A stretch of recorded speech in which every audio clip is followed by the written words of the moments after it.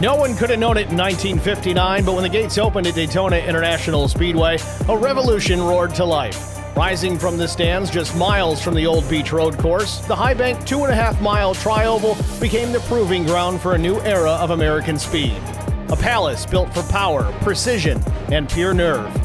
Before Daytona, big league oval racing in America was rare air. But when the green flag waved for the first Daytona 500 and Lee Petty edged a 3-wide photo finish, the standard was set. Wide open throttle, inches apart, history in the making. From that moment on, Daytona didn't just host NASCAR, it defined it. Through the decades, legends have been formed on these 31 degrees of banking. No more emotional than Dale Earnhardt finally conquering the 500 in 1998, a victory that echoed far beyond the catch fence. From Hall of Famers to rising stars chasing their first breakthrough, every driver knows a win at Daytona changes everything. Today, the Speedway stands transformed. Reimagined grandstands, expanded fan zones, a world-class motorsports stadium built for the modern era. But the mission hasn't changed. Survive the pack, time the run, make history at the world's center of racing.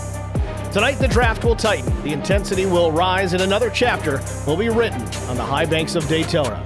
It's a ZeroX Strategy Series Admin Boxx 75, and it's next on Track Limits Network.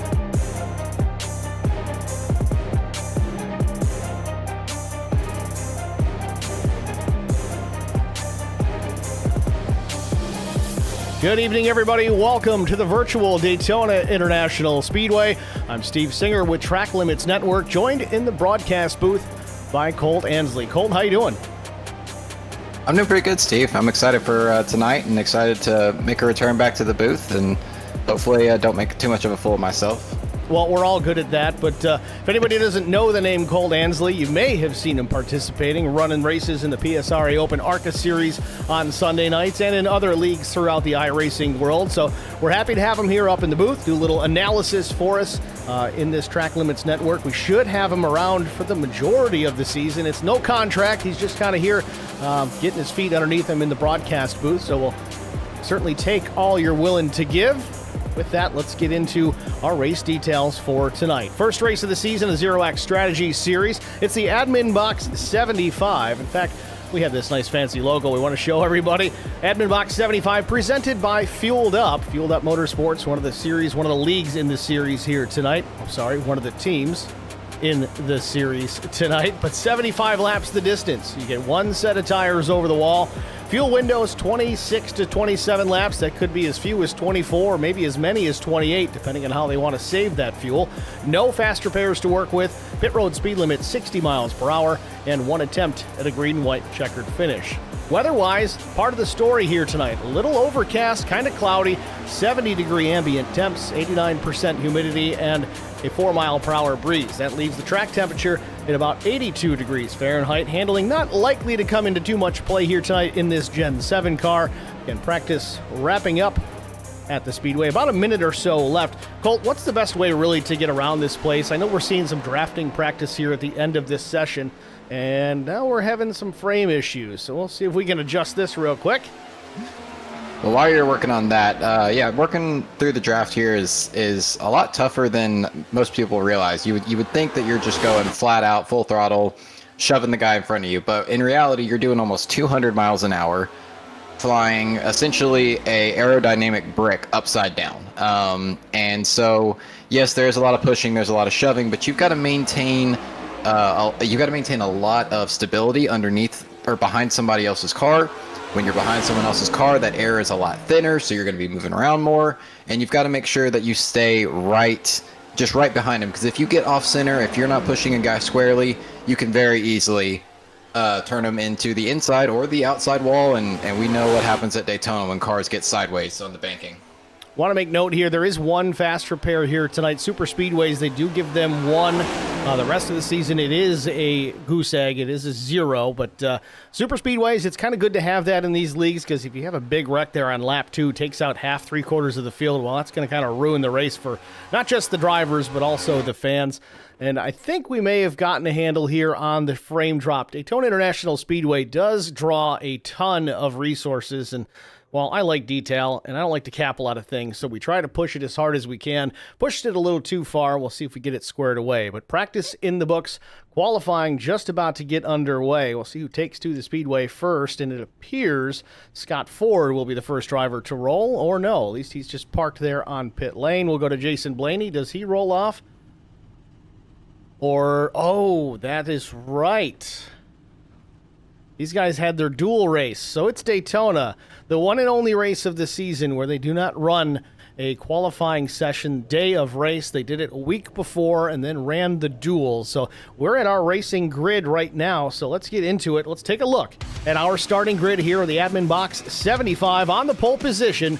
It's the number 31 of Matt Sisler. Outside front row, the 93 of Tom Janikowski. Row number 2, it's Brandon Moore and Wesley Jeanette. Row 3 belongs to Johnny DePasquale and Raymond Hanneman. Scott Stockel and Jason Blaney round out row 4. And at the end of the top 10 here, 9th and 10th, Nick Gardner and Tommy Pulte. 11th starter will be Jim Treat. 12th belongs to Juan Linares. 13th starter, it's Chris Pieria. Kerwin Marshall with Trash House Racing will start 14th. Blake Hochschild, Haas Shield, we're working on that still. It's 15th start for the 17 machine. Jason Aranchak will be 16th. 17th starter, it's Mike Prachik. Scott Ford Jr. in the 00 will roll off 18th. Clint Hayveld will start 19th. Some new names here this season. Riley Hassard, 20th. 21st is Caden Footnut. I'm going to say Footnote, I guarantee it. Stephen Tapley Sr., 22nd starter. Michael Thorne back for another season in the 23rd spot. Austin Boyum, 24th. Chris Cornett will start 25th. 26th starter, it's Austin Wallen, also of Trash House Racing. 27th, Darren Jones. 28th, Nathan Line. 29th is Tony Smith. Cody Austin will be 30th. Ben Smith, 31st. 32nd, Bubba J in the number 99. Jared Smith, 33rd. Derek Buckaloo, 34th. 35th starter, it's Ken Lowry. And 36th, shotgun on the field, Brendan R. Watts in the number 21. Your starting grid here from Daytona International Speedway. Ready to get things underway with last year's champion, Matt Sisler, on the pole.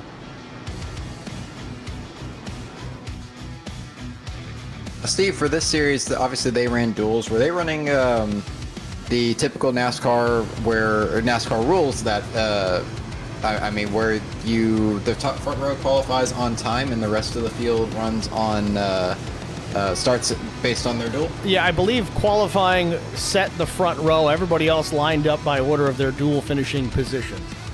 Man, what a way to end last season to start this season. Come out the champion last time and start the season off on the pole. That's got to be a huge momentum boost for Sisler. Yeah, momentum is a real thing. But before we get too deep into this here, as we're coming to green, who's your pick? I know you don't have any idea, so go ahead first.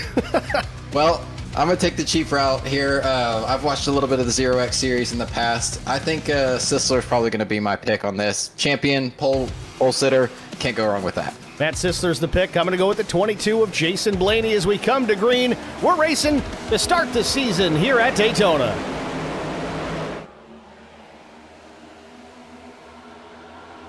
Couple of drivers starting from pit lane.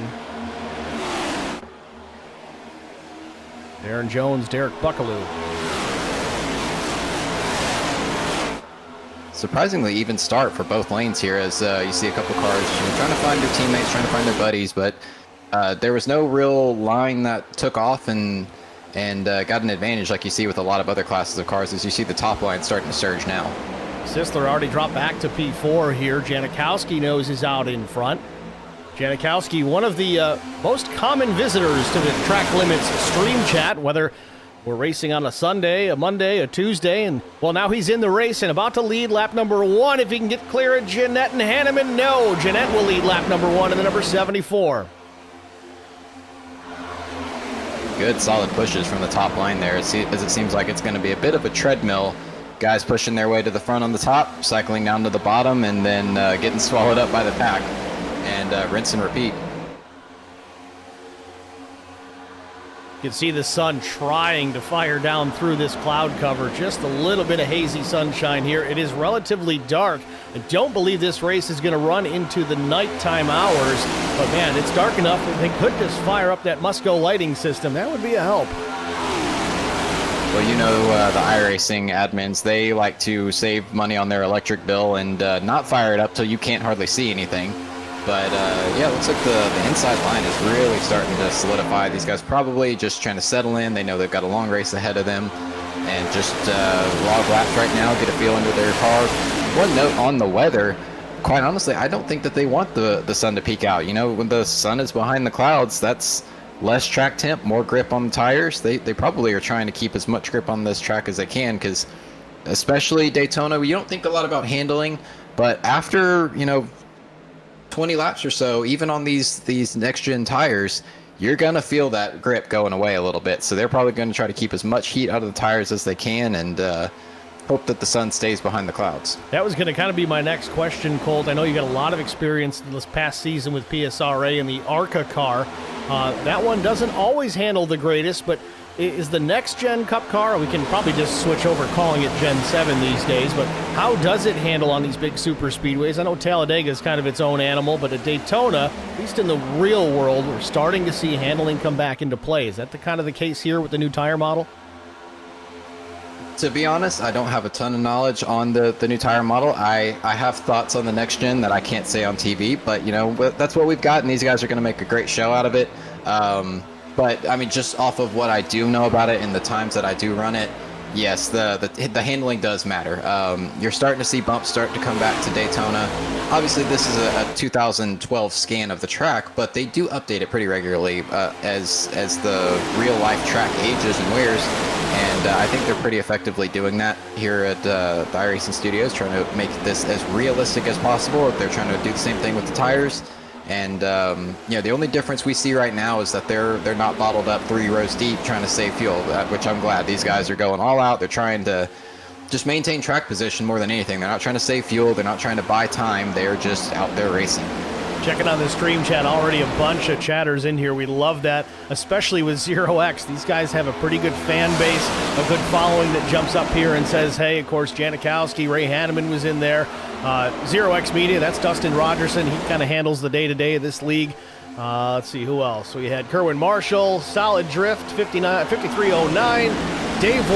I think that's a new name in the last couple of days. I don't think I've seen it prior to yesterday when he was in the chat as well, so thanks for checking in again. He says, what's up, fellas? They let me in the track with a cooler full of beer, ready to watch some racing. That's always a good thing.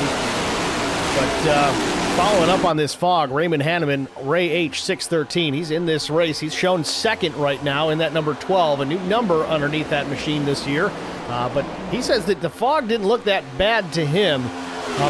Low cloud cover, I guess, is the best way we would look at it. When you're out there on the racetrack, Colt, do you really see that unless it's complete fog? No, not really, especially at the speeds these guys are going and that we go. You don't really see it, and even if you do, I really think your brain just processes it out. You've got other things to deal with, and you've got bigger problems than a little bit of fog. So yeah, you don't see the fog. The air is so turbulent down there. It would look like a bunch of tornadoes flying around, if anything. But everything gets pushed up, and kind of a reverse vortex theory around the track. Rather than pulling the rain clouds in, we're pushing them away. Top 2 drivers, Fueled Up Motorsports entries, more of the same, what we saw last season. Wesley Jeanette, Raymond Hanneman towards the front of the field. They were not able to lock down that championship at the end of the season.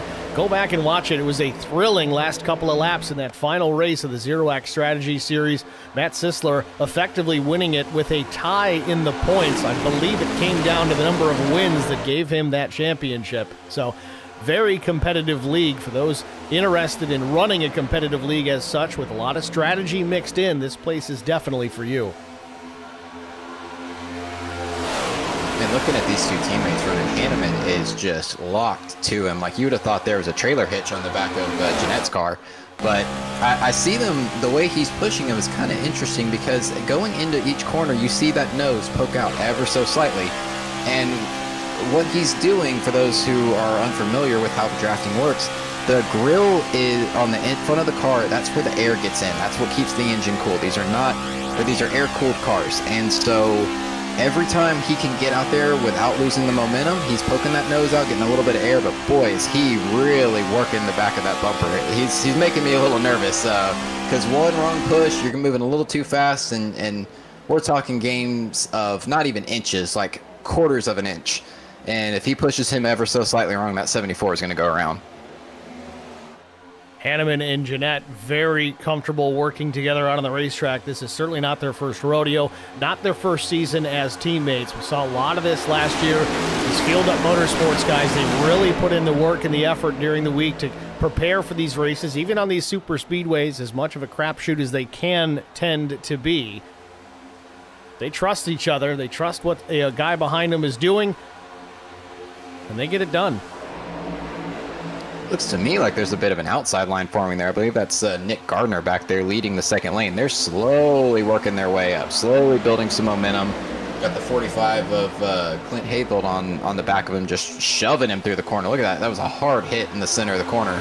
But the way these cars load up, you can hit like that in the center. They're so stiff that you can take a pretty solid beating, and they're gaining ground. I mean, it's not a ton of ground. It's not anything you'd notice immediately, but it's lap after lap, they're picking up maybe half a car length to a car length on the bottom lane there, and working the really high lane. I'm kind of surprised that they're not leaning down just a hair more, probably just being a little bit conservative, trying to get not trying to get that side draft, and hopefully not pull another car around and cause a big wreck. So these guys really taking care of their stuff, but slowly working their way to the front. Trying to get some tighter shots for you guys. Again, with this fog, it's really killing the detail. And honestly, Colt, I think that might have had something to do with our frame drop at the beginning, because even though it's just fog, computers still have to render that. Computers do not like fog or shadows or lighting. Or moisture. Or moisture. All things we need here. 45, getting a little out of shape there. Looked to me that was a good run by the 45 that he didn't know exactly what to do with and didn't want to run over the 27, and then the 48 didn't know it, and they all just kind of stacked up there. But good on them, good racecraft. I'd imagine on the radios he was saying, whoa, check up, and they're able to keep their foot in and not lose a ton of ground, about maybe a car length and a half, and they're starting to build momentum back up, pulling their way past Brandon Moore in the bottom lane. Wesley, Jeanette, and Hanneman continuing to lead this race. They've really been out there since the drop of the green flag. Pole sitter Matt Sisler did not get the greatest initial jump, though he is still running in the 5th spot. The green 3 birdies Chevrolet Camaro this time.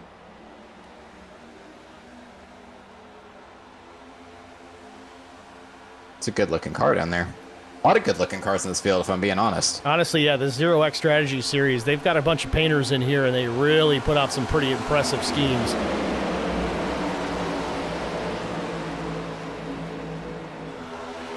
See a nice Jimmy Johnson throw back there. That was a peak Jimmy Johnson paint scheme. Not to get sidetracked, but that one was probably one of the best he ever ran. At 2007, 2008. Now I'm a little bit biased because 2007 is my favorite year, but for NASCAR-wise anyway, but really good looking car. The 31 down there also really, pushing the pusher. 2007's your favorite year, huh? For NASCAR, yeah, that was the year that got me into racing. Matter of fact, I have a picture of Kevin Harvick and Mark Martin running side by side to the line, right about where the 48 just was.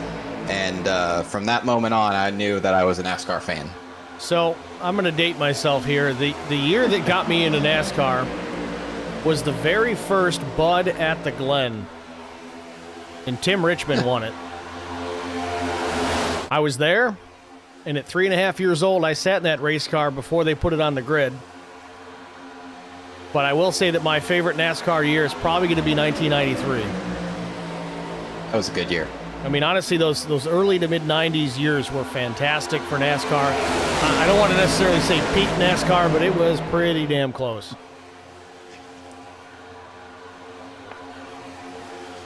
Change for the lead here. Wesley Jeanette takes it over. Hanneman there with some of the outside. Nick Gardner finally working that outside lane. And that outside lane is built a little bit more numbers, though. These top 4 up on the top side, the only ones really grouped up. And you see how the bottom now kind of drags them back. you're starting to see how the push is working a little bit. So you're seeing two different types of pushes in the draft here. You see Wesley Jeanette and Raymond Hanneman. They're locking on and almost tandeming down the backstretch. You see them right there, just glued to the back of that car. Whereas if you look on the top side and watch the 27, the Gardner, and the 45, it's a little bit different of a push. The 45 will shove the 27 out, hitting him pretty hard, enough to where the 27 probably hears it in the cockpit. Then he's laying back, he's catching the 48, the 48's giving him a push, and it's almost like a accordion, just working its way up. The best way to describe it is a caterpillar. If you've ever watched a caterpillar crawling, they're just inching their way up little by little, and they pull the slack out of the line, push each other, put the slack back in, and just work their way up to the front. They're falling back now. It's everybody abandons the top line. Wow. Going back to the stream chat, Ray Hanneman says 1986 was the first ever race there. Unfortunately, I'm going to correct you here. The first ever NASCAR race at the Glen was August of 57, and I believe it was won by Buck Baker. Interestingly enough, they ran the race counterclockwise on a similar layout to what is there now. Basically, a variation of the existing short course that NASCAR uses today. They went back a couple of more times after that, I think in the mid-60s. I want to say 64, 65. But yes, the modern-day NASCAR Cup Series, 1986, the first Bud at the Glen. Yes, I was about 3.5 years old, Ray. Don't ever test Steve Singer's Watkins Glen trivia. He probably knows that whole property better than his own house. Well, as far as the grounds are concerned, yes, there's parts of the property that I'm not even supposed to know that well, but somehow I do. We got Dave Woe 8 in the chat, says 1983 Darlington was the first race I ever watched, was hooked ever since. Man, to go into the time machine and go to Darlington in the early 80s, that would be cool. That would be a time to be alive. Inside lane really formed up here. Outside has fallen back considerably. Imagine some handling is starting to come into play. As we're working our way close to a pit stop for fuel. I wonder if these guys are just trying to get down, maybe save a little bit of fuel, and see if they can shorten up their pit stop at all. I would imagine, as short as it is to fill up these cars, I don't know that I see them taking tires at all. I think I see them probably going fuel only, maybe right side tires. Well, they've only got one set to play with, so I would say if they can get past halfway before they bolt them on, that's probably going to be the best way to go about it. I could be wrong. I'm always up here with a microphone instead of a steering wheel these days, but if it's me, I'm going to wait as long as I can. Yeah, because looking at, just doing some basic math here, you've got to at least do really 2 stops. You're looking at 1 full fuel, or really 2 full fuel loads and a splash of fuel. So I wonder if might see some guys trying to shorten up their pit stops here by saving a little bit of fuel. And then this next run, we might legitimately see them do what the Cup Series does on Sunday, backing it up, trying to save fuel, because they're going to be trying to save. If they stop at 27, ooh, that's going to be close. Anybody out in front here, I don't see him going to the full length of that fuel window. Again, we got 26 to 27. As we said in the open, it could be as little as 24, maybe 28. I can't see anybody going as far as 30 unless they're really just focusing on fuel save that entire run.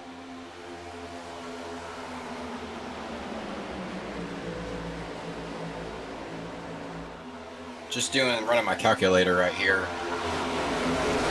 I could see them easily, if the fuel window is 26 to 27, 75 lap race, you could split it up pretty evenly, 25, 25, and 25. It's not as close as I thought it would be, and that would leave them a little bit of fuel in the tank. Now, if there is a green-white checker, they would be a little bit SOL, but the way these guys run, I don't know that I see them needing a green-white checker.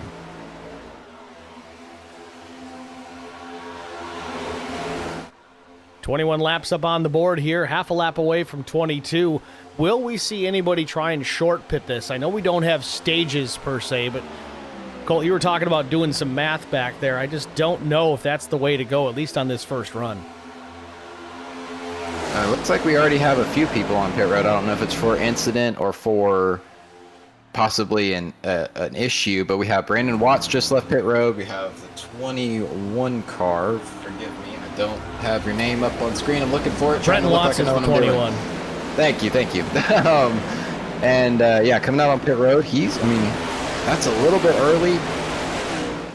From what I can see, I would have probably liked to run another couple of laps just to get a little bit of insurance, but and especially stopping by himself. He is going to be all alone. He missed the draft. He might pick up a couple cars back there, but they're going to have to pit. So that means he's going to be all alone on an island there for a little while. Maybe he got loose and ended up having to slide down the front stretch and just decided that was going to be the best pit entry he got and went for it. Dustin Rogerson in the chat says some were able to go 30 in the duels. A crazy strategy that worked. Wow. Probably running half throttle, I'd imagine. Well, you got to stay tough in the draft, too. You're not going to be leading this thing doing that.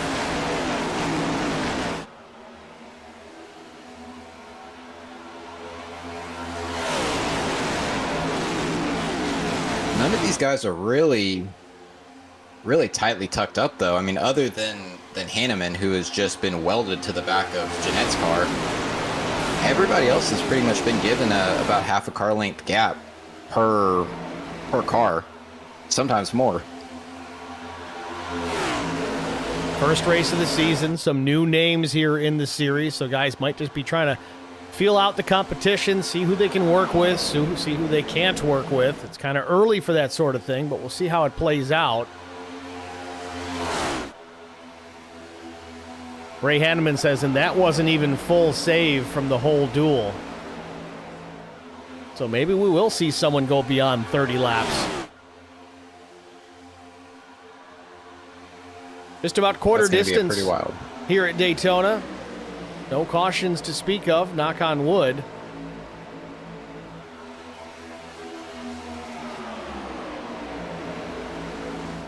Colt, you've had some up and down luck at these super speedways. What's your approach when you're running these races? Does it really come down to what kind of track position you start off with? Do you kind of keep it out in front if you start there, or do you kind of drop to the back and let the melees occur before you can get into them?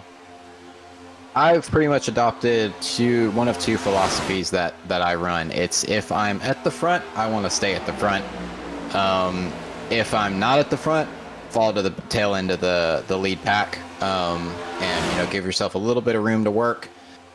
That way, if there is a wreck, you've got plenty of time in front of you. But at the same time, I've been involved in some really dumb wrecks running in the very back. So yeah, it's either hang out in the back if that's where I'm at, or if I'm close to the front, fight my way to the front and stay there by whatever means necessary, as we see pit stops already. A lot of cars coming down pit road. Land rush here. Both Fueled Up Motorsports drivers drag a lot of guys down. Lap 26 now. Oh, and one goes around the 28. Oh. That's going to be a killer for him. Even if he doesn't hit anything, all the time he's going to lose. Well, the benefit is there's still guys out on track that he might be able to blend back up with, even with the time lost. He's still sitting there looking out for other cars. We see some cars putting tires on. Maybe comfortable running this set of four all the way to the end, do a late stop for fuel only.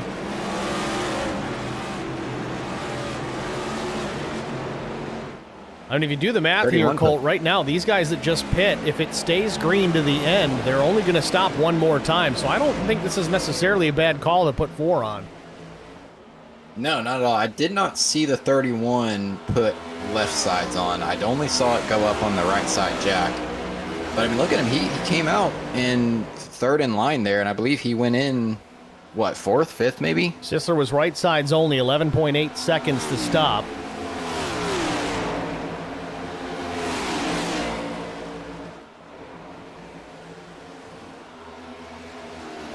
This group has just completed their pit work. This is for about the 30th position as the leaders, then leaders, now coming to pit lane. Austin Walton, Wallen Harris, Scott Stockel, Derek Buckaloo.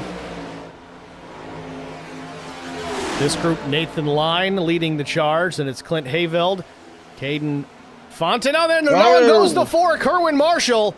sliding it backwards down into, I Bucket believe, down. turn 1, loses connection. That may have been the cause of this one. Oh, he's got to back it up or he's going to bring out a yellow, or is the yellow already out? I think it is.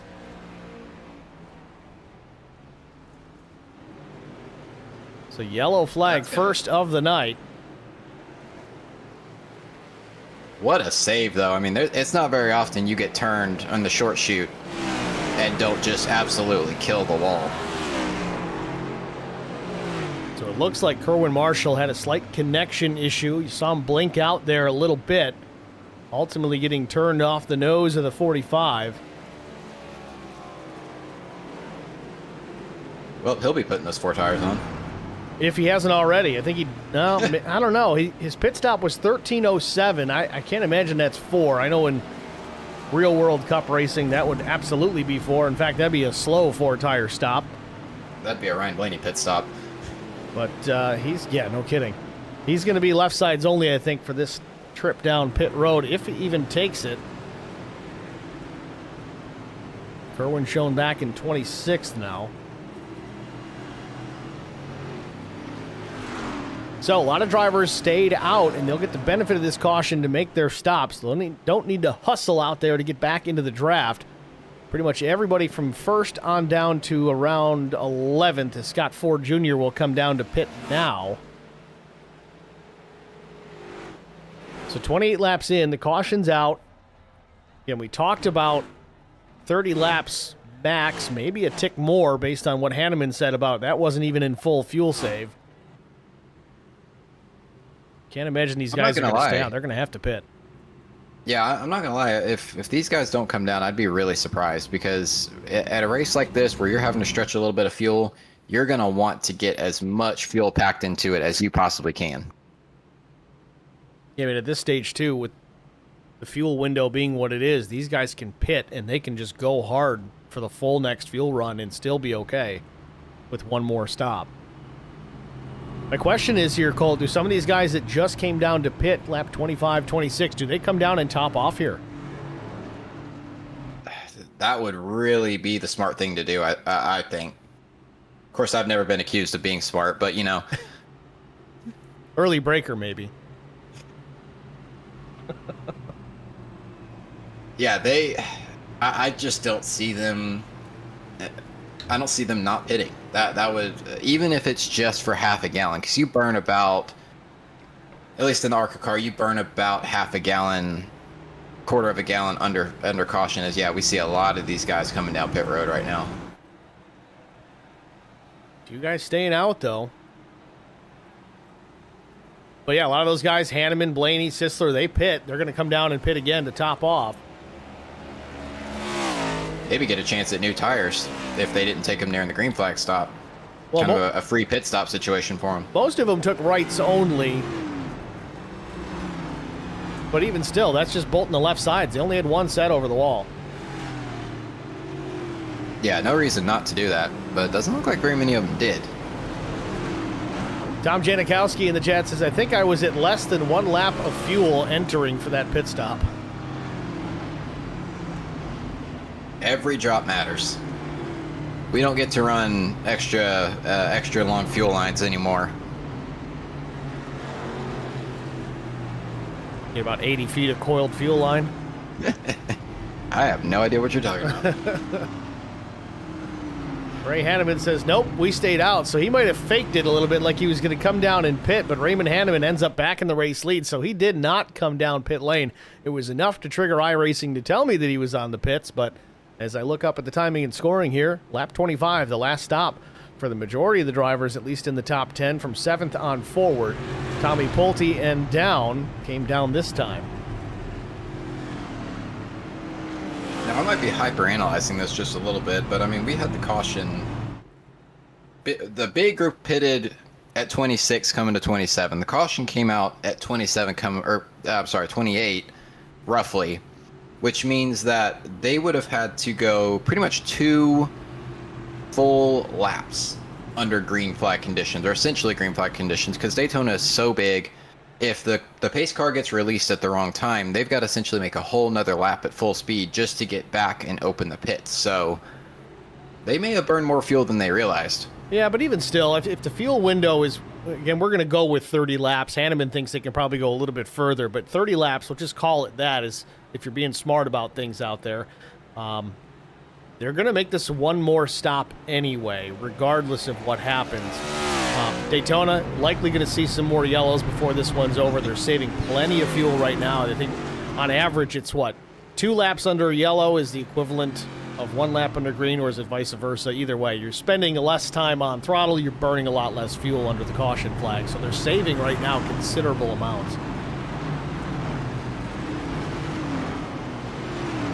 Definitely going to be interesting to see what they do here. Is you see them doubling up for the restart, and I mean, for the first time, we see Hanneman and Jeanette switching lanes. I guess it's time for the teammates to swap positions without having to worry about swapping positions on the track with other cars.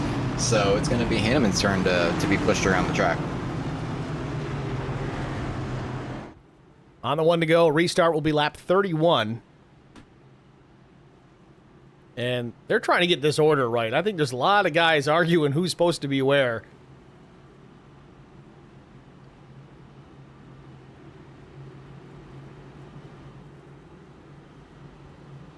It's in the Indy 500. You can't restart 3 wide. Wouldn't that be fun? Or not. Fun for you, maybe.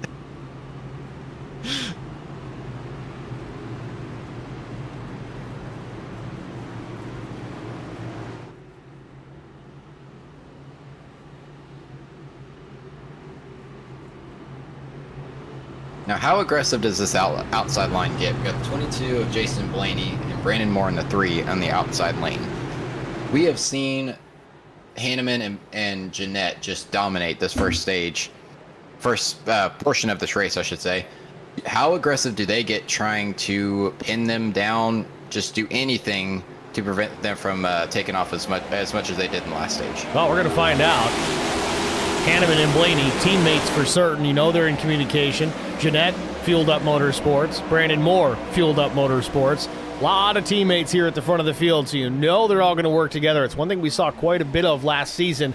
If a Fueled Up Motorsports driver was in contention for the win and there was a couple more behind him, they made damn sure that one of those drivers was going to win the race. Very Penske-esque, if you will. They're going to take care of each other, not throw it away and take the win away from another teammate.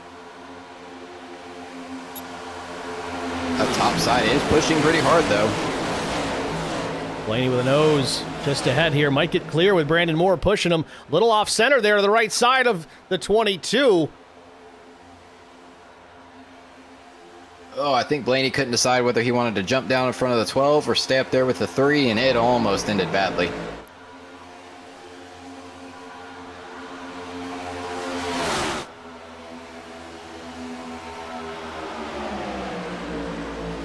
Quick decisions at 200 miles an hour. Any hesitation ends in a very, very expensive night for the owner of Fueled Up Motorsports. Yeah, they're all up front here, so it goes from the pay window to the, you got to pay for your tow bill. This right here is an owner's dream until it's not. Imagine Dale Jr. watching his junior motorsports drivers up here with Corey Day. Probably take his glasses off. And checkbook's try to getting ignore hot. You see the 22 come down. Oh, is there room for the 3? Yep, they leave him a little bit of room. Blaney to the lead now, Moore to second. Hochschild and Hanneman side by side for third.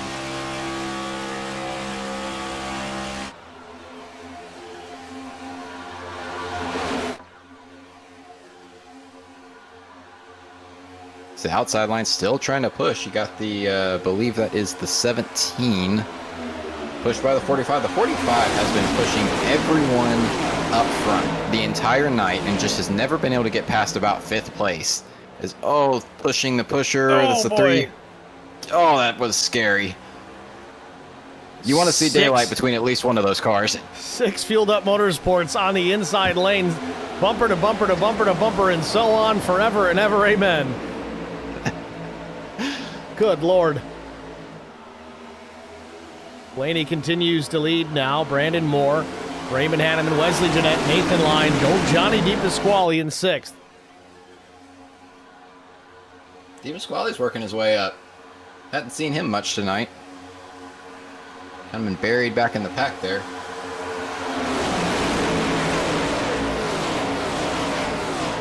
Blake Hochschild being pushed by Clint Hayfield again. Outside lane starting to build some energy.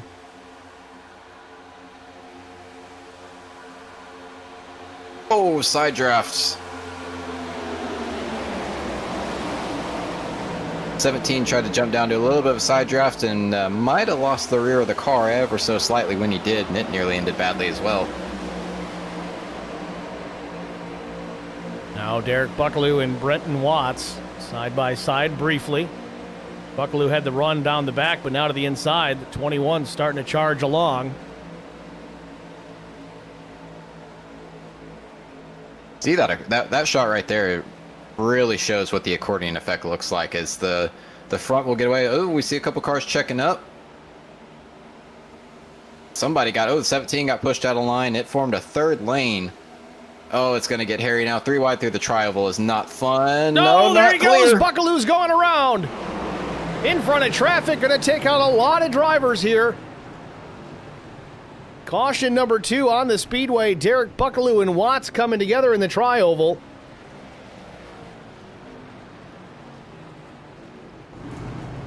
I think we saw that coming, not necessarily from Buckaloo, but I think we saw something about to happen when I believe the 17 got shucked out of line coming out of 4, and it formed up a third lane somehow, which in turn, you know, going 3 wide through the tri-oval is never fun, especially with these big wide-body next-gen cars.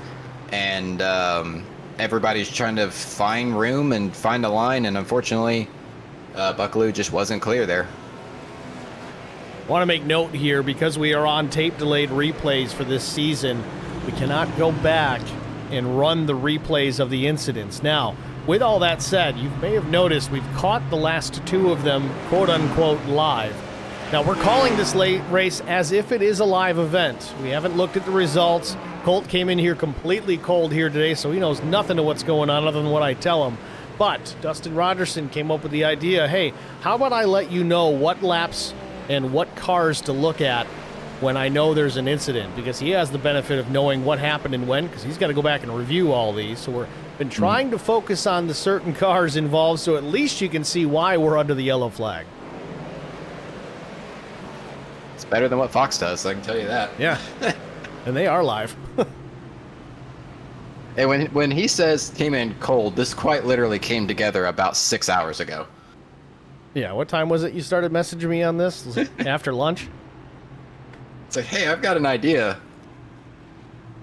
Well, to be fair, you've mentioned it in the past, and I figured, you know what, why not?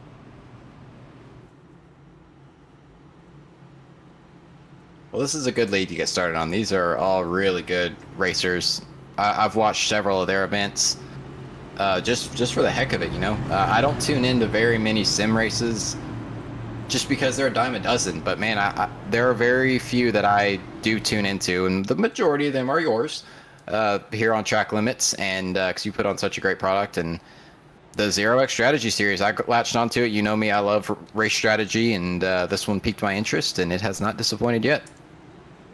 Pit lane open, some drivers opting for some fuel. Now, Colt, in this instance, obviously tires not as much of a concern, but could these guys be adding fuel to either A, shorten up the pit stop later on in the race, or put some weight in the rear end of that car, get that spoiler out of the air?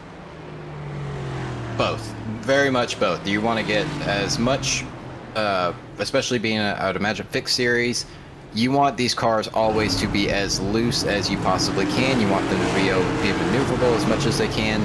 And yeah, less rear downforce means less drag, which means faster in the straightaway, which means faster in the draft. So you want these things to be fueled up as much as possible. As we do see a lot of tires getting bolted on. Kind of surprising. Another thing, especially for these cars that were involved in the incident, they're going to obviously be getting damage fixed. But one thing you don't really think about is tire temperature. These guys could be sitting there on pit road trying to cool those tires down because you don't have any extras, and as much as you just slid a quarter of a mile on nothing but solid asphalt, they're gonna be hot enough to fry eggs on. So you want to get them cooled down as much as you can. Try to get them through a heat cycle. That way you're not wrecking loose at the moment the green flag comes out.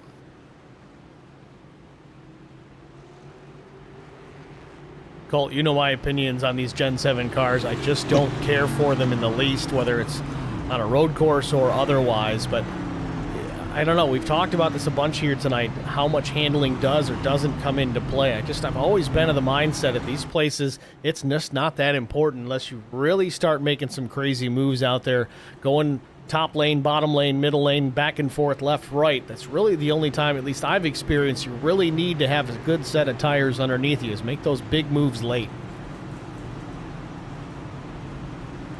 Yeah, and every degree of temperature matters on these things. Like I said, you want to keep them as cool as possible. Just like the fuel, you want to have as much in there at all times as possible.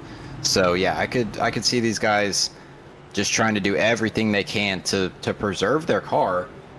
That way they can make a late push there at the end, like you said.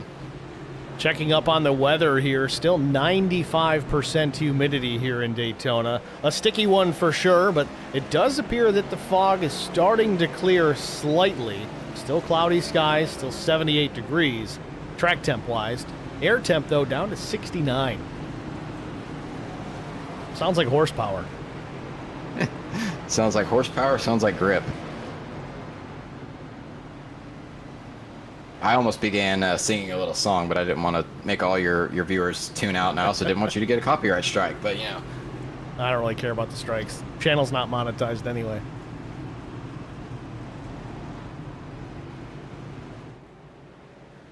Looks like they're lining up 2 by 2, getting ready for this next restart here. A lot of guys coming out of pit road.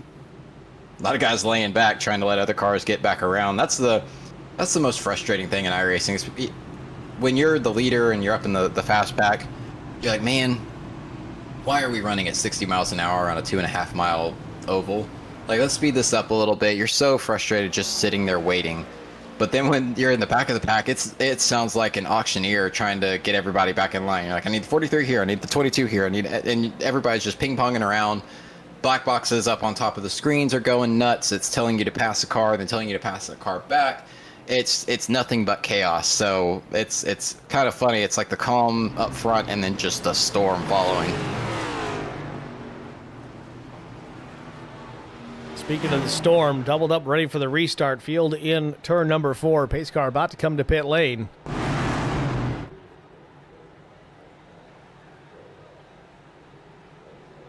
A swarm of fueled up motorsports entries at the front of the field yet again.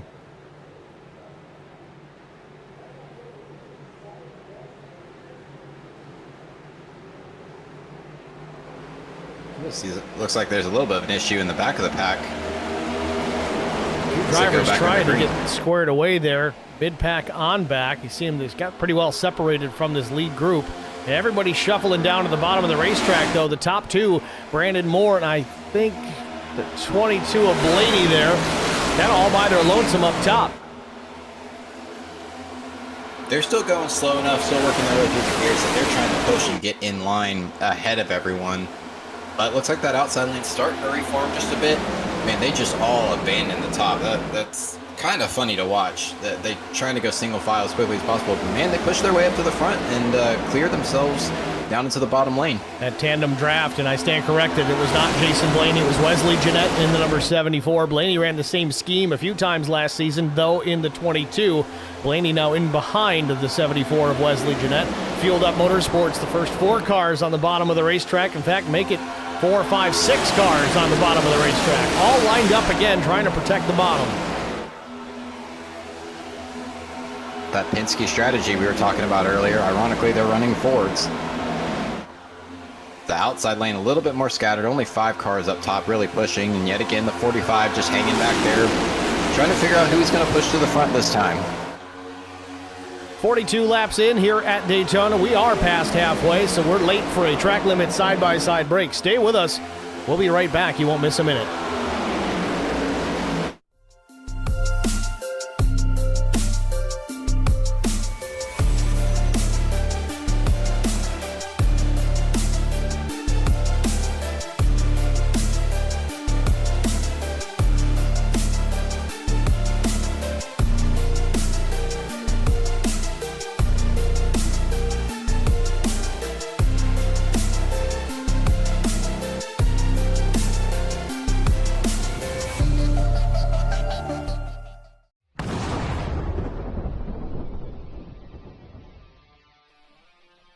Spartan Transportation and Spartan Logistic Management is your one source for all your shipping needs.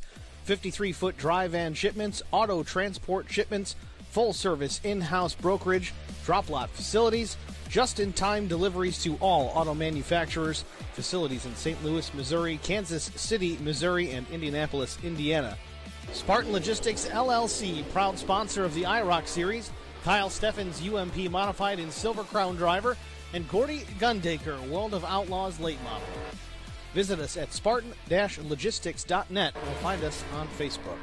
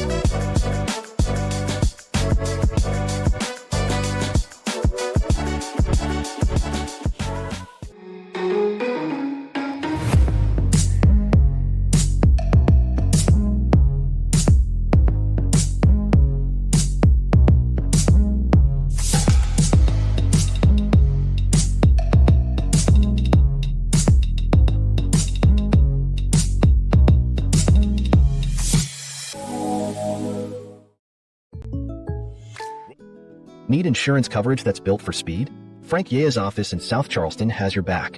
Whether you're blazing down the highway, protecting the home you've built, or setting up a legacy for your family, we've got the coverage you need. Auto, home, life, fast, simple, and made for you. Scan the QR code on your screen now to explore all our services and start a free quote today. Lock it in, save it for later, or call us at 304-744-7700 to get started.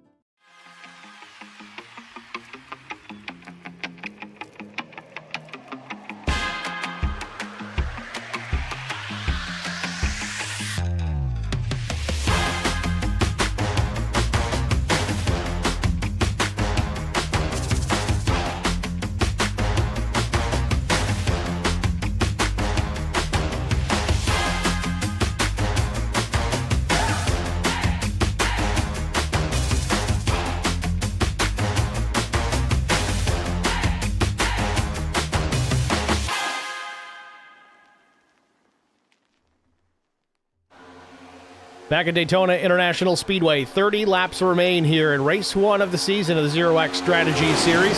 The admin box 75 presented by Fueled Up. It's been a fueled up moment, a fueled up night so far. It's Brandon Moore, Wesley Jeanette, Jason Blaney, Raymond Hanneman, Nathan Line, Johnny DePasquale, the top six, all belonging to Fueled Up Motorsports. They're sitting pretty up front right now, especially with the way everybody's single filed out right now. Just logging laps right now.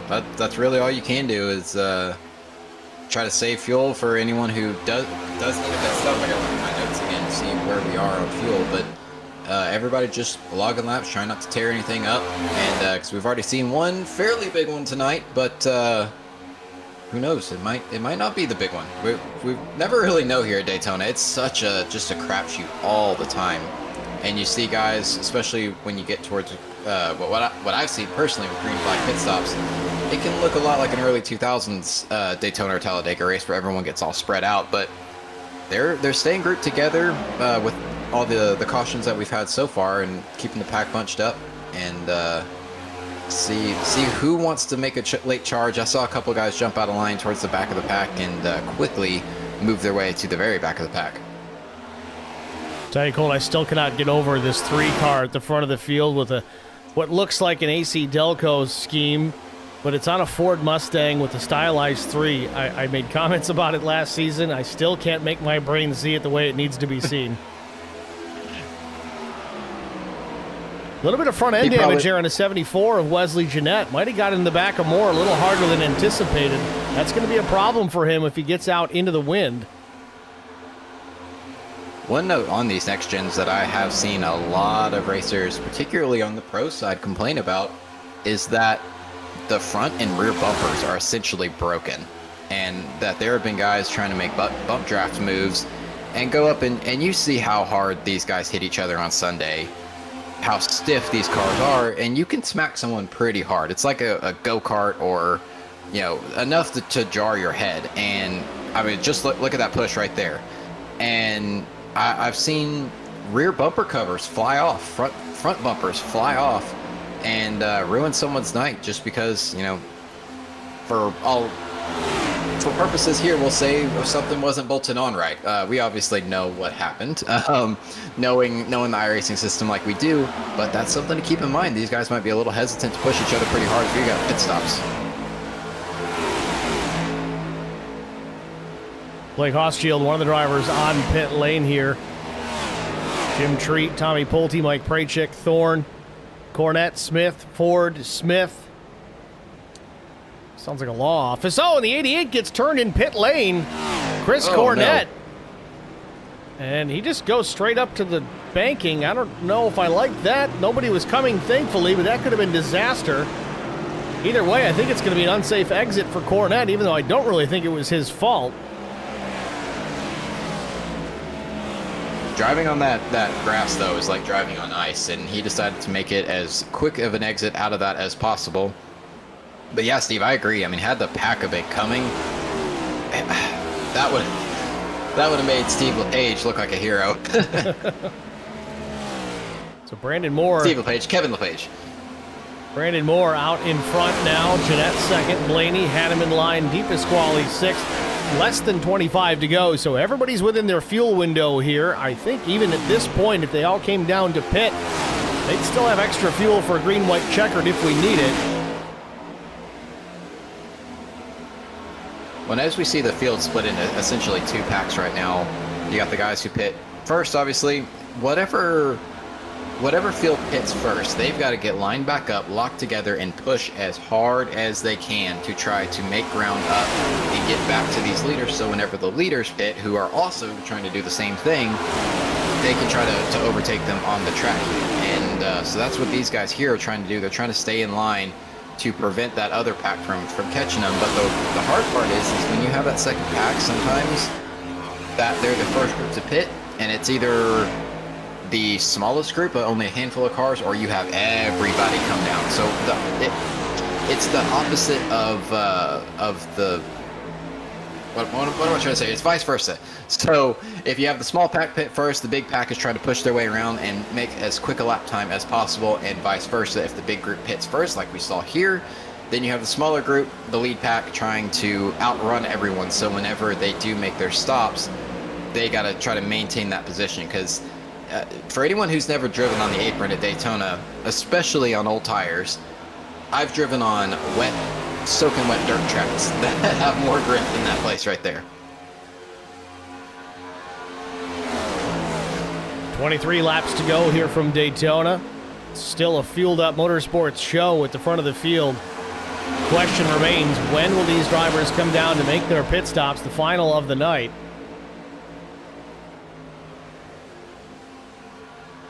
I keep thinking Brandon's going to peel off and hit on the brakes, but last couple of laps, he just has not done it. We'll log one more lap here, 22 to go. Yeah, I keep seeing him slide up out of four ever so slightly, almost like he's trying to point the car to the pit road, and he just stays in line there.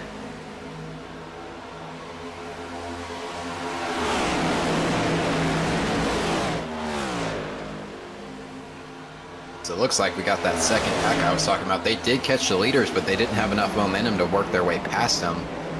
Obviously, they're trying to unlap themselves here, and this is going to be a big advantage to that group because they're able to stick with that toe and not have to break through the air. The lead pack is doing it for them. Oh, Blaney, and here they come, onto pit lane. A lot of cars. Jeanette real late on the brakes, hopefully he can get dinged for speeding. Oh, Jeanette in the grass. Hanneman giving him a little room to get in. If it wasn't a teammate, I don't know if that would have happened. No. Did a really good job saving it there.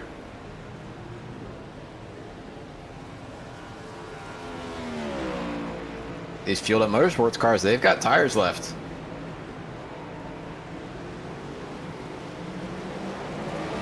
The 3 beats everybody out of pit road by a mile. Tommy Janikowski in the chat says, I couldn't figure out why everyone was pitting. I had 15 laps of fuel yet. Well, Tommy, here's the thing. There's a little bit of strategic advantage to pitting before you need to, at least that final stop. If you know you're within the window that you can make your stop now and have plenty to make it to the end, it's advantageous to make the stop sooner than later because you have to put in less fuel. It means less time on pit lane, less time in the box, which means less track position lost out on the speedway compared to the guys that are at 190 miles an hour. And it's not just a super speedway thing. We see that. We see this a lot at intermediate tracks, particularly with the ARCA car that we've ran at the PSRA series.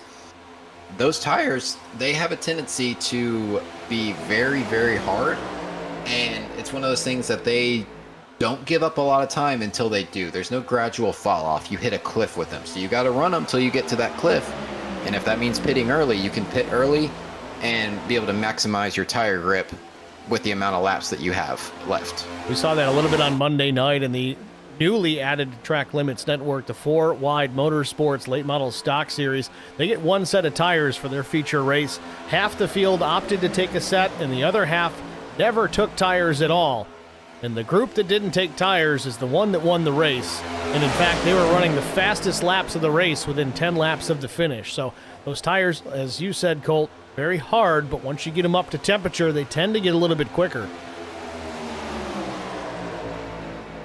Let's look at this, though. A little bit of an outside line forming here. These guys not running in a single wide pack there, trying to gain ground and push each other to the lead in the 45 for once. Not pushing another car. He's getting pushed. He's probably trying to figure out what this new experience is for him.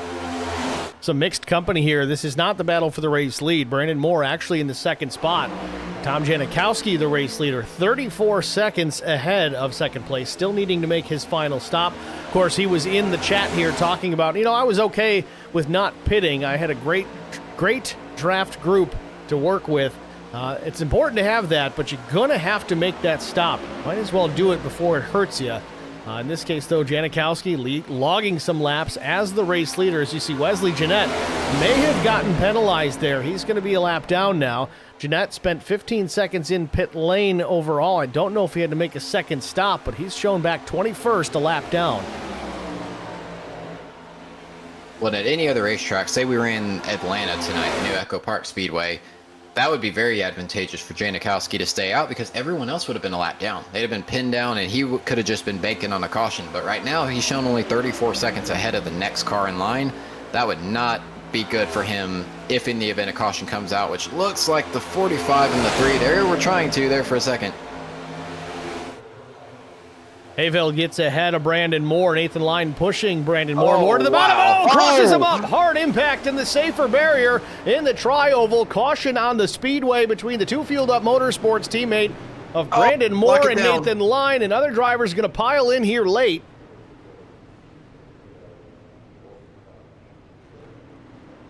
Caution's out. Slow down, guys. Wow, what a hit for the 3 car. That's all she wrote for Brandon Moore. He's going to tow to pit lane. So the caution comes out, and here you go, Colt. This is advantageous now to Janikowski in the same boat. He still needed to make his final stop. He's going to do it under yellow, and there's only 16 cars on the lead lap, which is not a whole lot of ground to try and cover up here on a super speedway when you got the draft to work with. So this is putting him in a pretty good position. Well, and several guys that it does hurt, really dominant cars that we're looking at. Wesley Jeanette, obviously, we talked about him having that pit road issue.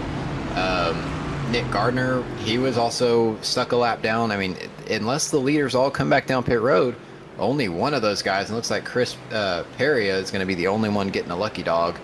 And everyone else, they're not going to get a chance to get a wave by.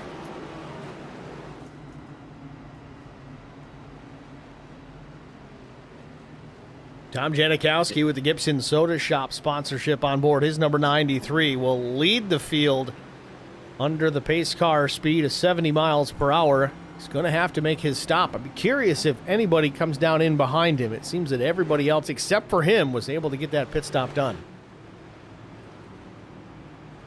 Dave Woe 8 in the chat says, that's what happens when you put a 3 on a Ford. I love it, but tough break for Brandon Moore for certain, but I kind of have to agree with him. Putting the Jeff Gordon flames on the Toyota worked pretty good for me, but maybe there's something special about the 3. Janikowski on pit road now. I'll hold my comments for later.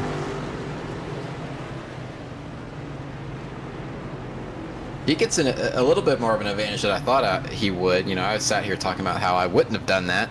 But if he's got tires, we'll see if it goes up on the jack. Nope. No, he took his tires on that lap 38 stop, so it's just fuel for Janikowski.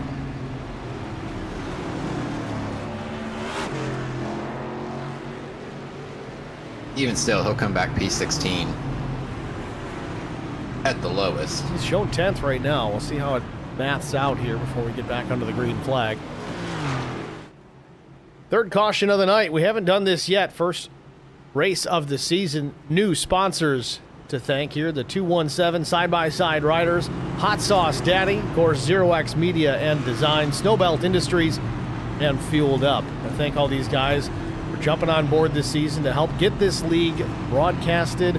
Potentially prizes. I don't know if that's part of the deal or not, but either way, it doesn't happen without some help, and these guys certainly jumping on board to do just that.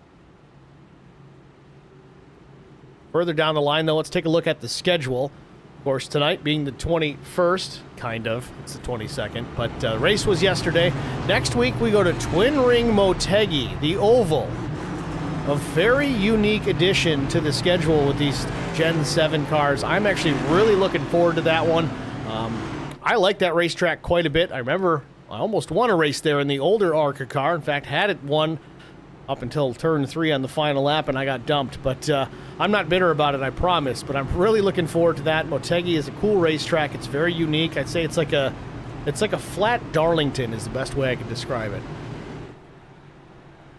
And it wasn't me, guys, for anyone wondering. No. I was not the one who dumped him. I don't think I've ever dumped you, actually. I can't remember. I can't remember who it was. It was the Numb Thumbs Racing League before I ever broadcasted for them. That's going to be very interesting to watch. I saw an interesting detail in another series. I won't say which one it is, but that track did make its appearance. So I'm a little bit excited. I've never turned a left there, not one. It's a I don't fun know that place. I even own it. Colt, I mean, it's like I said, it's kind of like a flat Darlington. It's kind of akin to a disfigured New Hampshire, or even kind of like a Gateway. The only thing I know about Motegi is it's the one place Danica Patrick could win a race, and Dale Sr. threw a shoe at Dale Jr. one time. Well, actually, it was a fuel mileage race, so does it really even count? If it was anyone other than Danica, I would say yes. All right, pace car lights out, field doubled back up. Restart about to go down here. It'll be lap 63 when the field takes the green. Half a lap away. Front row is going to be the 45 of Clint Hayfield and Jason Blaney. Matt Sisler third, Austin Walton, Caden Fontenot. Man, I keep trying to say footnote. Johnny DePasquale, Blake Hochschild, Chris Cornett, Jim Treat, Tommy Pulte, the top 10. Let's give a call to Michael Thorne here. Started 23rd, just outside the top 10. Michael in the number 14. Same colors as last season. Learned a lot last season and showing that here tonight.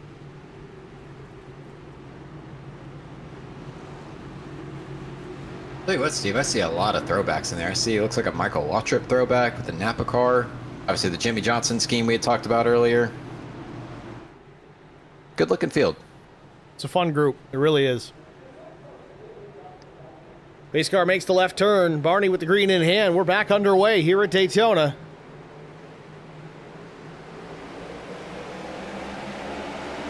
All that work pushing everybody and their grandmother to the lead. Chris Hayveld has finally made it. He has got clean air and leads a lap. Oh, that was a quick jump in line.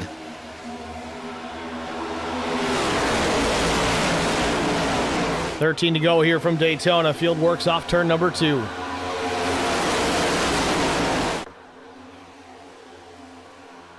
Sunshine Tell you what, peeking Steve, out we're onto the starting to see a lot racetrack. more. We're starting to see a lot more moving around, a lot more juking and jiving, and the gaps are getting smaller, the runs are getting bigger. Oh, as we see right here, pushing into 3, 4 in a line. That can't work. Caden Fontenot in the chat helping us out with the pronunciation. I really appreciate that more than you know. So it's Fontenot. Got it.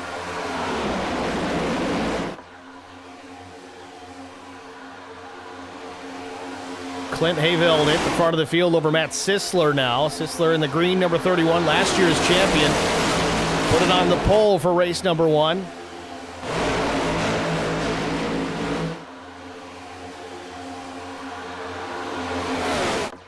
Boy, the lane switches, they're getting quicker.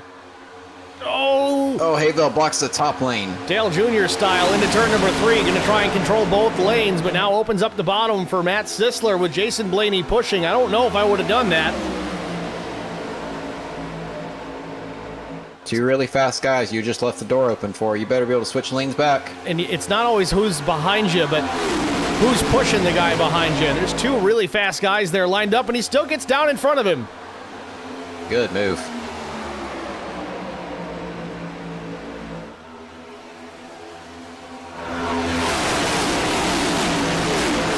I don't know how many of these guys use live spotters or how many use the iRacing spotter, but I had the cool opportunity with one of my semi-teammates to be my spotter the other night running a truck series race at Talladega. I mean, it's a whole different perspective when you've got someone talking in your ear, painting a picture around you, but you can also customize a little. Oh, trouble! We got a Leaders get contact. together. Cornet, no. Oh, 31 up into the pack. Big wreck. Big trouble here coming down to the line. Big wreck behind him, and it's going to wad up most of the field. The big one here at Daytona. Drivers still piling in. The one in the middle, guys. The one in the middle. Man, that was... And it looks like Chris Hayveld and Chris Cornett, they might have been in the best position of all because they got knocked out of line there. When the 31 got turned up into the field, it just stopped everyone. The big one here at Daytona. Again, only one fast repair. The question is, who has them left? It hasn't been chaos here tonight, so there's probably a considerable amount of drivers out there who should be able to get right back into action as long as they get back to pit lane. Dave Woe Well, I 8 didn't see in a this ton of... stream chat.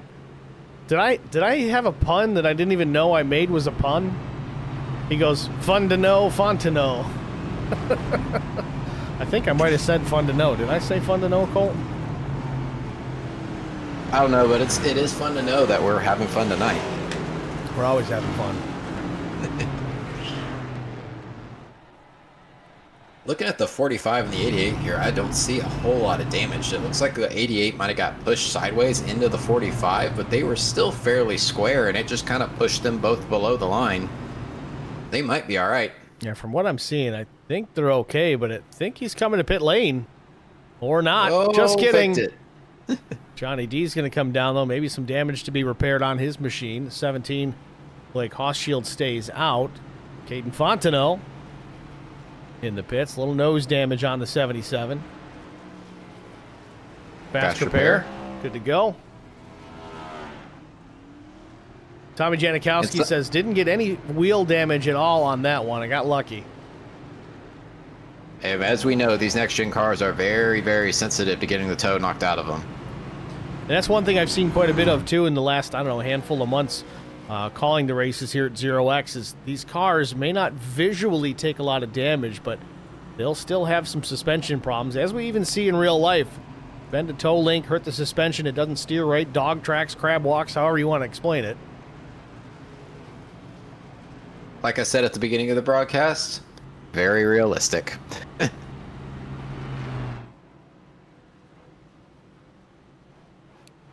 The 45's dipping down.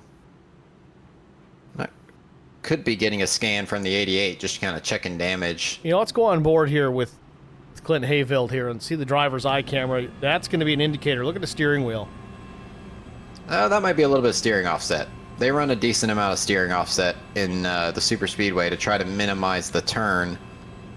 in the... Yeah, it's the same on Austin Walton's too. Yeah.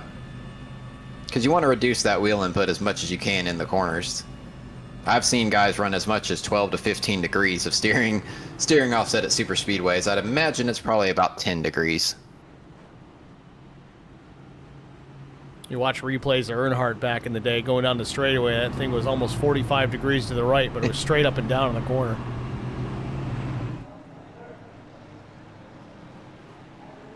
You know, one thing they need to bring back in this car that they used to run in the old cars, that second piece of tape.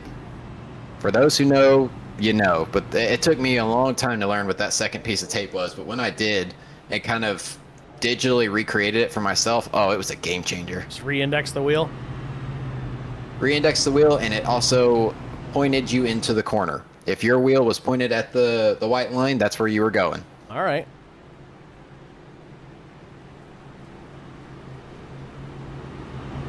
What's left of the field, doubling up.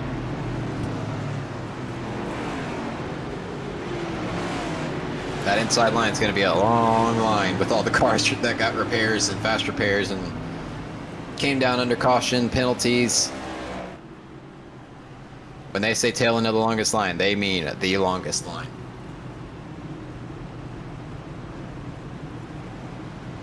Pace car lights are out, so next time I will be back racing. Front row is going to be Austin Walton and Clint Hayveld.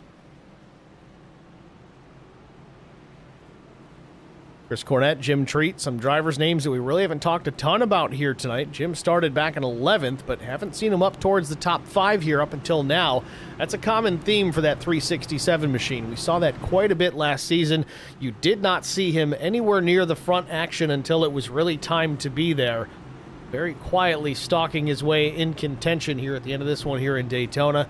Chris Cornett started 25th. He's up in 4th. Big mover so far. And then further down the line in 8th, Jared Smith, 25 positions gained so far.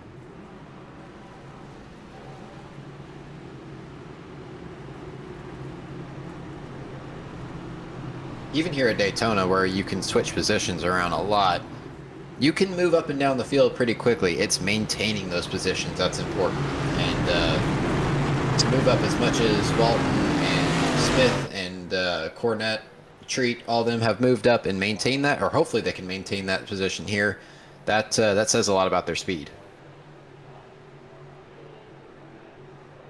Pace car to pit lane. Green flag back in the air. It'll be 7 laps to go when they cross the stripe. Here we go.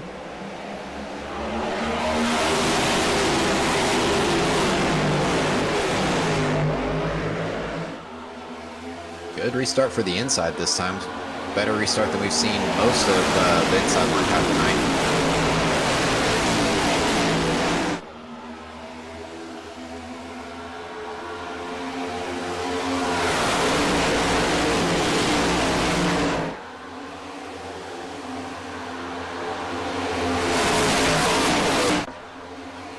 One car out of line into turn number 3.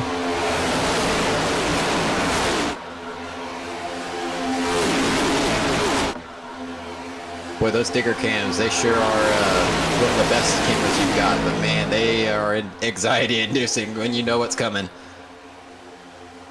Camera pack courtesy of Whiplash Sim Cams, updated regularly, really shouting out Andrew over at Whiplash Sim Cams for helping us out for quite some time. I think it's my 5th year working with him. Oh, trouble now! He goes around! Oh, big hit. Chris Pieria off the racetrack, and we got another big one.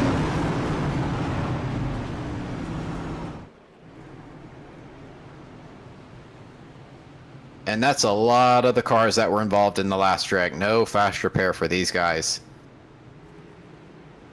Not sure if Blaney got a piece of that or not. Chris Pieria, definitely.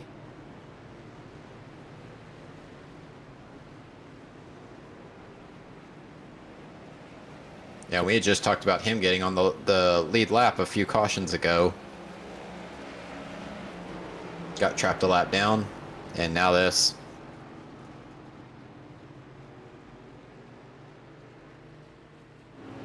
I think Raymond Hanneman may have been involved in this also. A little bit of right front, actually left and right front damage on the nose of the 12. So it looks like Hanneman, Linares, Brandon Moore, Tony Smith, Tommy Pulte, Chris Pieria, Caden Fontenot, Jason Aranchak, Scott Ford. Another big one. Nick Gardner, he was fast early on. Some pretty significant damage, or pretty significant hit, I should say. Johnny DePasquale dragging something behind him as well. Not going to have much of a splitter left.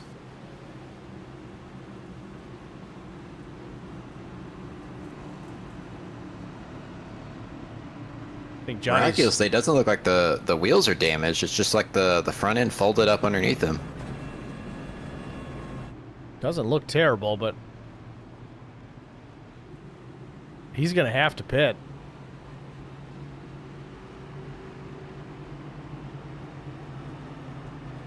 Maybe he's looking at 30 seconds of damage instead of 30 minutes, though. Or does he still have a fast repair? I don't think Johnny was involved in anything prior. We'll see. I believe he was around the last caution. We saw him come down pit road, but I did not see his actual stop. Front end of the 27 is all knocked in. The 31's kind of crinkled up on the right front. Sorry, left front.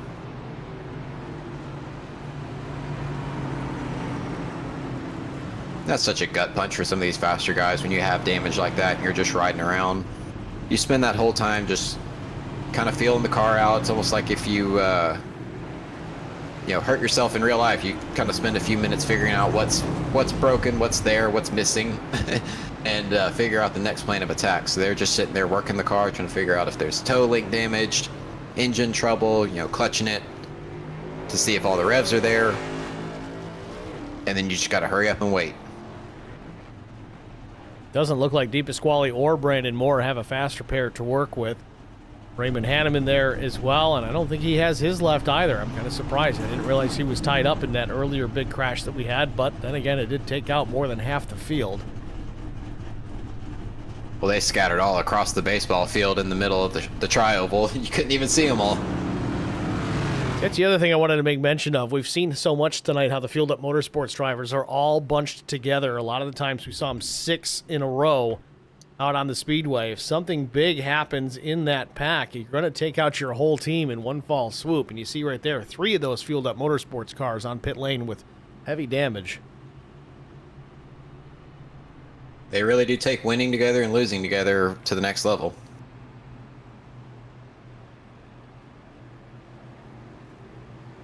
And somehow the 88 and the 45 are still in the lead, despite not necessarily causing the caution last time around, but they were definitely the spark to the flame. Through no faults of their own, mind you, but still able to work their way back up. Hopefully they have not burned through all their luck already. Interesting tidbit here. Chris Cornett's saving fuel pretty aggressively right now. He made his last pit stop at lap 50. Yeah, he has got that thing in high gear and is shutting it off. Not just clutching, he is shutting it off. He's just clutching it. You still can't shut these. The Gen 7 car, they've disabled the ability to shut them off now. Because somebody found a way to exploit it. That's about right. There's a little bit of RPM there, maybe about 400.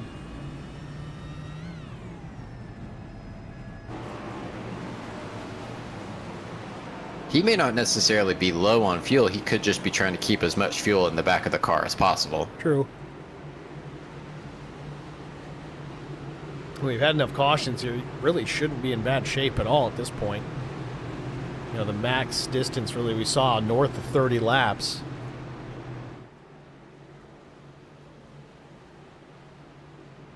Depending on how soft the rear end is on that car, really would affect it. If it's a super soft rear end where he can get that spoiler down and out, he's going to try to get keep as much weight back there as possible.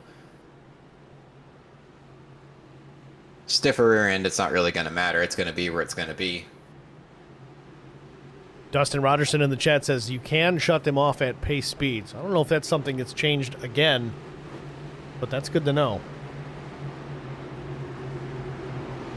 Not put no. Or Fontenot? It was Fontenot. I'm going to Take your keep medicine screwing and it go to up sleep, until like, Steve. until like halfway through the season. I'll finally figure it out.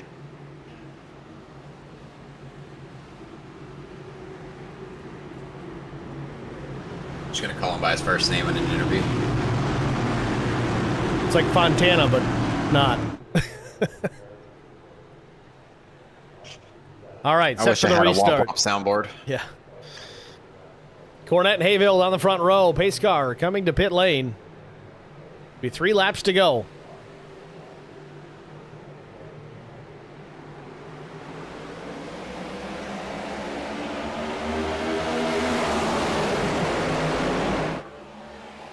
Nine gives a huge push to the 88 out front. Cornette jumps to the top side in front of the 45. Now back to the bottom.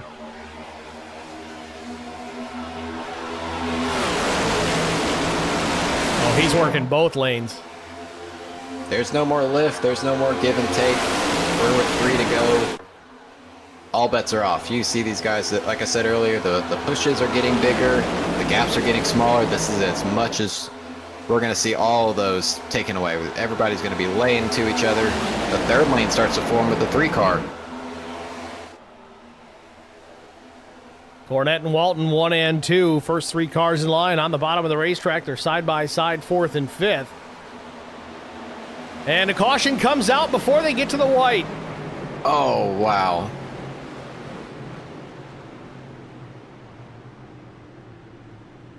Or does it? Yellow lights are on. I think this is it. I think they got the white flag. I think that Barney threw it and then the yellow came out. Tommy Pulte shown as the crashed car.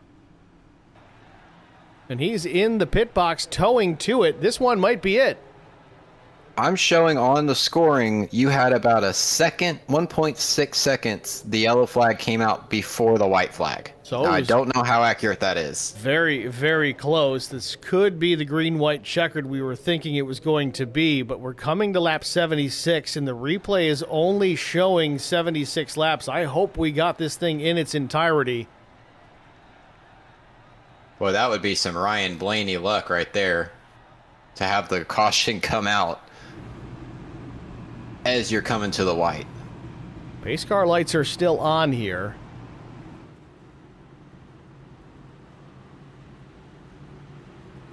To look at Barney when they come around. Yeah, my timing and scoring is still showing this as the white flag.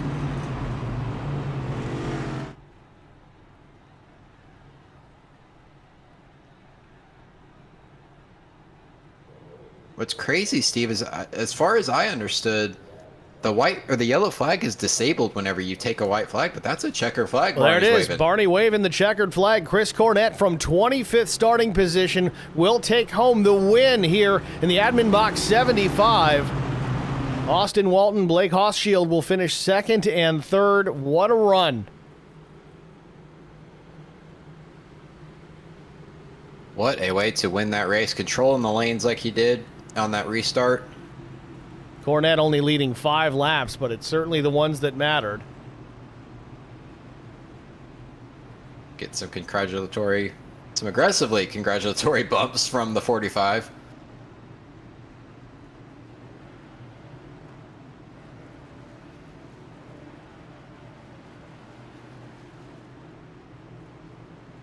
Not the finish I expected. I really didn't see this coming, but it's also the first time I've seen the yellow get thrown that close to the white flag lap. Steve, I'm not so sure that the 45 is not congratulating him. He looks like he's a little upset.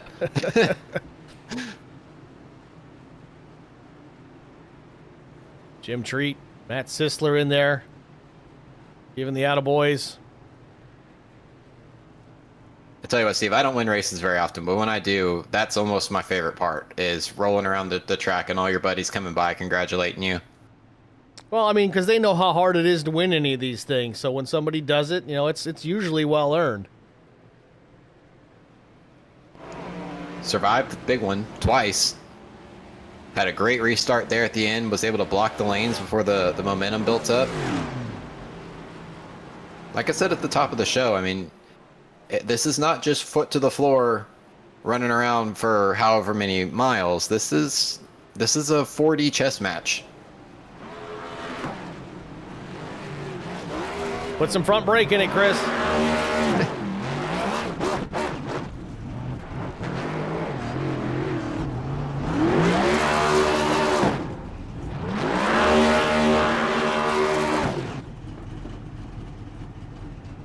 Chris Cornett got to be happy here. Great way to start the season. Well, unlike seeing a Ford on the number 3 car, there's just something right seeing a number 88 burning it down at Daytona. Hell yeah. Or Dahlia.